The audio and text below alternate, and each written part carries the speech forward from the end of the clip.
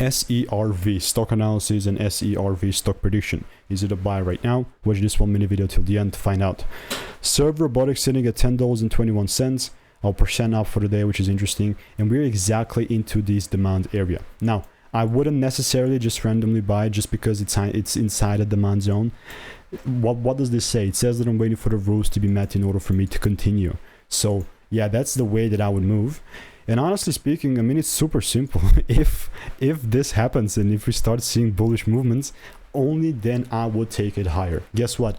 Anything else is just noise and I wouldn't be interested. So all I'm using is the strategy that I've previously documented and tested, which is giving me thousands of correct predictions. But here I'm just doubling down this bullish momentum if the price really wants to go up. That's just put it simply that. If you want to learn the strategy, check the first link in the comments. I'll see you in the next one. And like, honestly, there's like really nothing more else to add to this thing here. I'm just trying to keep it super simple for myself, and maybe this is simple for you. So see you in the next one.